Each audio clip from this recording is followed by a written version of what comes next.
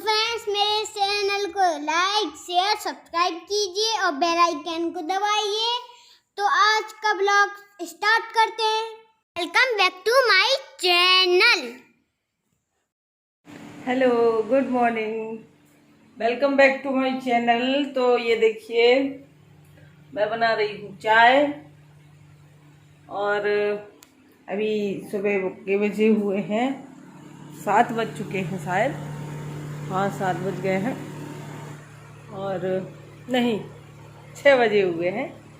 ये देखिए, मैं आपको दिखाती हूँ।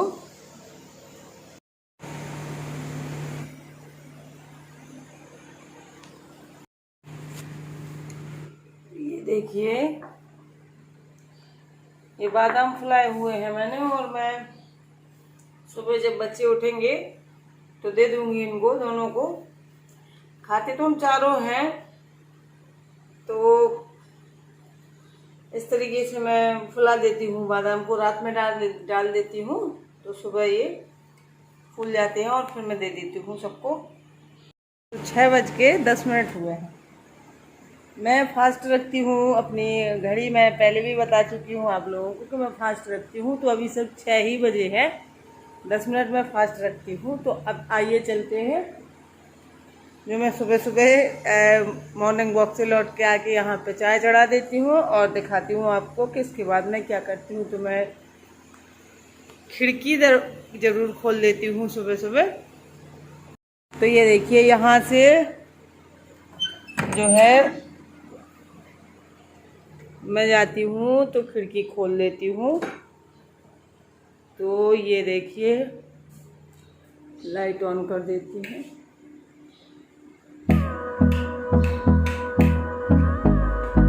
और इसके बाद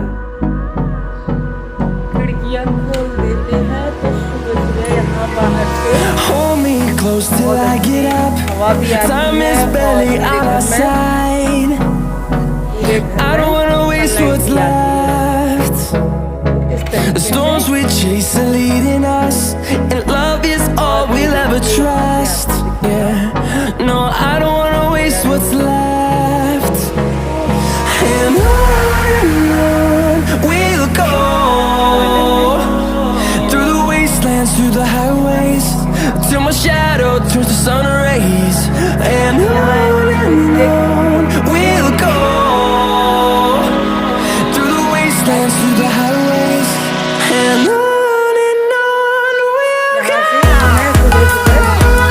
शुद्ध हवा जो है वो अंदर आती है और सनलाइट भी आ जाती है।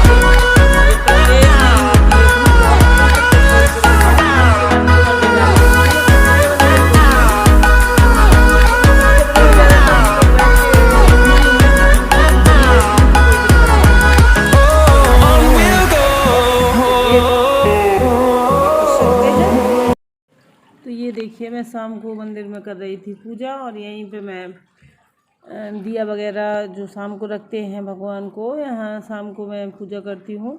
मैं कर देती हूँ या बिट्टू कर देती है घर में, मतलब कोई ना कोई कर देता है।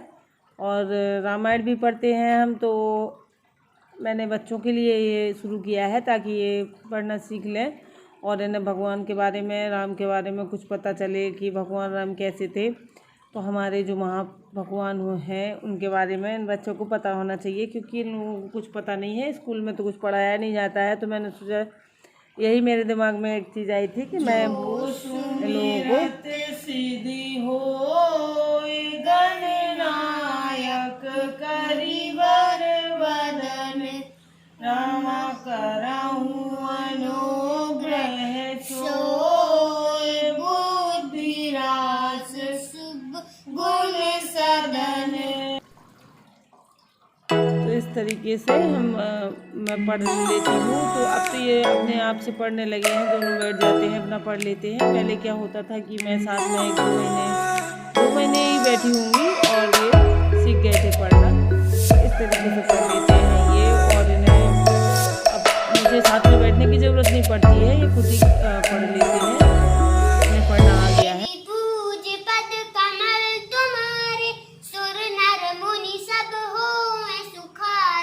तो आपने सुना ही होगा कि ये पढ़ लेते हैं अपने आप से। और यहाँ पे समापन होता है। और अब मैं रात की क्लिप है ये, क्योंकि मैंने शाम से ही शुरू किया था आज का ब्लॉग। तो ये दूध गर्म कर रही हूँ मैं, और रात में सबको हल्दी वाला दूध देती हूँ। और तो ये दूध गर्म हो रहा है और यहीं पे मैं धुल रही हूँ अपने बर्तन, क्योंकि रात में खाने के बाद जो बर्तन बचते हैं तो मैं यहाँ पे एक साइड दूध गर्म करने रख देती हूँ किचन में, और अपने बर्तन धुल लेती हूँ यहीं पे। और फिर इसके बाद दूध पीने के बाद जो बर्तन होते हैं वो भी धुल के रख देती हूँ। बस वो किचन अपनी साफ़ सुथरी करके और फिर छोड़ती हूँ, नहीं तो फिर सुबह उठो और फिर बाद में किचन में लगो तो बहुत टाइम जाता है। और इस तरीके से छोड़नी भी नहीं चाहिए किचन हमें अपनी, मतलब जहाँ हम खाना बनाते हैं तो साफ़ सफाई का भी विशेष ध्यान रखना चाहिए। रात में इस तरीके से बर्तन नहीं छोड़ना चाहिए। तो मैं हमेशा से अपने मतलब बर्तन वगैरह सब फिनिश करके और किचन भी साफ़ करके ही सोती हूँ। और जब किचन साफ़ सुथरी होती है और सुबह जब हम आते हैं किचन में तो हमें बहुत अच्छा लगता है। अगर फैली हुई किचन मिले तो फिर पूरा दिन ख़राब हो जाता है। हाय एवरीवन, कैसे हैं आप सब? आई होप कि आप सब अच्छे होंगे, खुश होंगे। तो आज के ब्लॉग में आपने देखा होगा कि मैंने आज के ब्लॉग में शाम का रूटीन दिखाया है अपना, जो मैं शाम को करती हूँ। बस सुबह थोड़ी सी सुबह का थोड़ा सा दिखाया था, चाय वाय। इसके बाद मैंने दिन में फिर कैमरा नहीं उठाया और फिर शाम का ही दिखाया है। तो शाम को मैं क्या करती हूँ आपने देखा ही होगा। तो मैं क्या करती हूँ उसमें कि शाम में जो पूजा होती है तो वो बच्चों के साथ बैठ के कर लेती हूँ। और बच्चों को थोड़ा सा रामायण वगैरह भी मैं पढ़ती हूँ।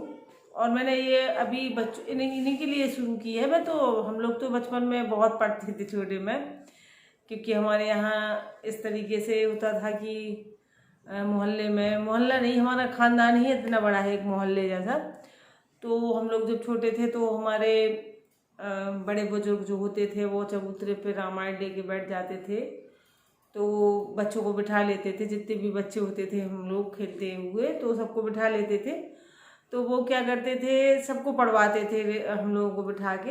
एक साइड लड़कों को बिठा लिया, एक साइड लड़कियों को, और खुद बैठ जाते थे। तो उससे हम लोगों ने तो सीख लिया था, मतलब हमारे इस मोहल्ले में, मतलब हमारे खानदान में जितने भी बच्चे होंगे शायद उसके बाद हम लोगों की एज के, वो सब पढ़ के जानते हैं रामायण, क्योंकि हम लोगों ने पढ़ा है। और फिर उसके बाद वो बड़े बुजुर्ग नहीं रहे और फिर बच्चे भी, मतलब फिर थोड़ा सा माहौल वहाँ का भी चेंज हो गया। तो वहाँ पे अब नहीं बता सकती हूँ मैं कि वो बच्चे अब और आगे वाले पढ़ पाते हैं कि नहीं, लेकिन हम लोग पढ़ लेते हैं। तो मेरा मन यही कर रहा था कि, मतलब मुझे ऐसा लग रहा था कि बच्चों को ये सब आना चाहिए। भले ही वो मतलब कभी ऐसा हो जाता है हम लोगों का कि कहीं ऐसी जगह पे, ऐसे कहीं अगर आजू बाजू में कहीं रामायण, अखंड रामायण होती है, कहीं कुछ बुलाते हैं, तो बहुत बुरा लगता है जब हम लोगों को रामायण पढ़ना नहीं आता है।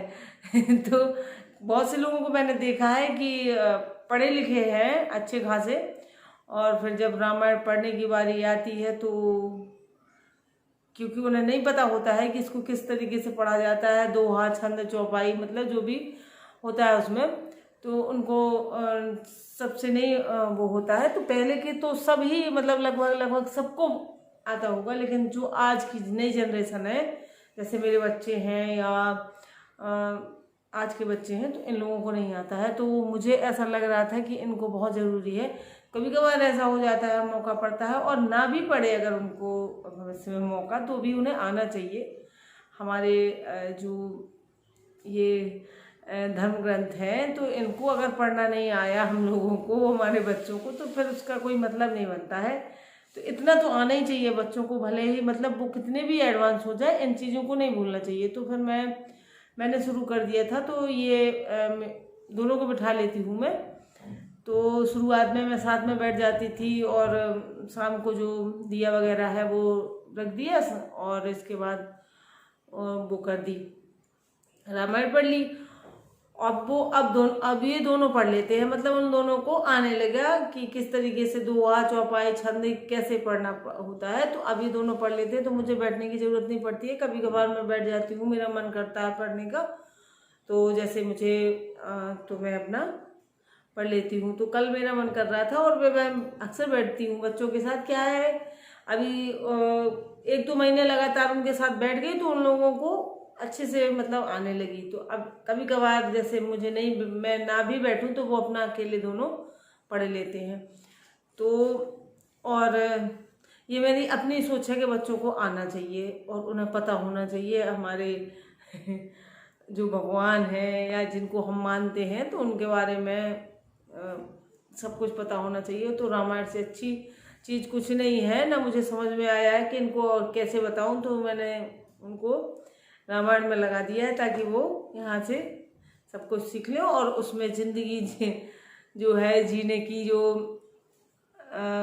कला है वो भी बहुत अच्छे से दिखाई गई है। उसमें समाज का हर हमारी ज़िंदगी का हर पहलू जो है उसके बारे में उनको बच्चों को पता चलता है। और वैसे भी भगवान राम का जो जन्म से लेके और उनको जो भी उन्होंने मनुष्य रूप में जीवन जिया है वो बच्चों को उनकी जानकारी होना बहुत ज़रूरी है और उससे बहुत अच्छी सीख लेंगे बच्चे। और मेरा एक और मानना है कि अगर बच्चे हमारे धर्म से या हमारे मतलब कोई भी धर्म हो, मैं ये नहीं कह रही हूँ कि वो सिर्फ हमारे ही धर्म की बात हो, किसी भी धर्म से अगर बच्चे अपने धर्म से जुड़े होते हैं तो वो जैसे अभी तो वो बच्चे हैं, लेकिन जब वो बड़े होंगे और समाज में उनका भी एक वो होगा तो जैसे कि अब हम देखते हैं ना, तो मुझे ये सब देख के बहुत डर लगता है कि कहाँ से कहाँ मतलब पहुँच रहे हैं। और जो हमारे आदर्श हैं और संस्कार हैं इनका तो कुछ, और नैतिकता का तो दूर दूर तक वास्ता नहीं रह गया है बच्चों का, ना कि बड़ों का मतलब।